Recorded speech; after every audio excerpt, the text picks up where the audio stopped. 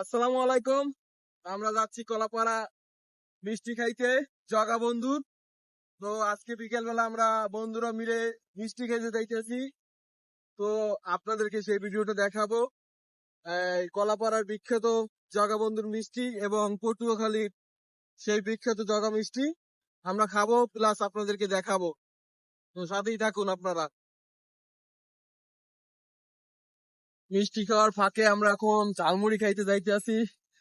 এক চাচার ঝালমুড়ি অনেক ভালো হয়, 4 লাইনের। তো আপনাদেরকে দেখাবো চাচার ঝালমুড়ি, দেখতে থাকুন আপনারা। এখন 4 লাইনের ভিতরে আছি, দেখতে পাচ্ছেন আপনারা। এই 4 লাইনের ভিতরে আমাদের আরিফ ভাই। দাদা মানুই তো নাই, নামই তো নাই। কত সুন্দর এক দৃশ্য 4 লাইনের, চারপাশের দৃশ্যটা অনেক সুন্দর, দেখতে পাচ্ছেন আপনারা। আপনারা চাইলে ঘুরতে আসতে পারেন কলাপাড়া পটুয়াখালীতে।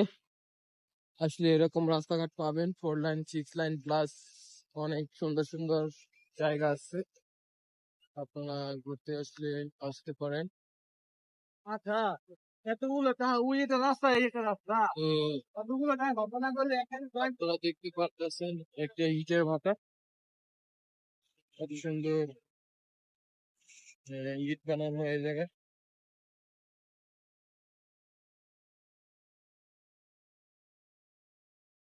গোলবাড়িটা জানি কয়। আমরা এখন এই চাচা ঝালমুড়ি খাবো পরন্ত বিকালে সূর্য ডুবার এক মুহূর্তে।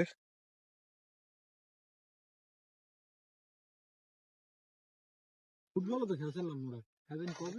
আমার কেমন লাগতেছে ঝালমুড়ি? ও বেশি আরে পাইতেছে না। আরে তোমার কাছে কেমন লাগতেছে? খাই টেস্ট, আগে কেমন লাগে? খাই টেস্ট মারো।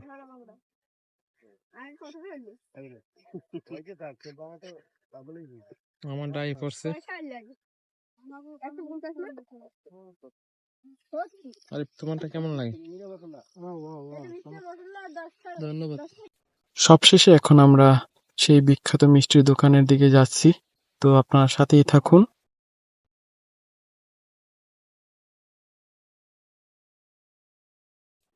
সবশেষে এখন আমাদের হাতে চলে আসলো সেই বিখ্যাত জগাবন্ধুর রসমালাই প্লাস মিষ্টি। আপনারা যদি খেতে চান তাহলে আপনারা চলে আসতে পারেন সেই বিখ্যাত কলাপাড়াতে জগাবন্ধুর মিষ্টি খেতে।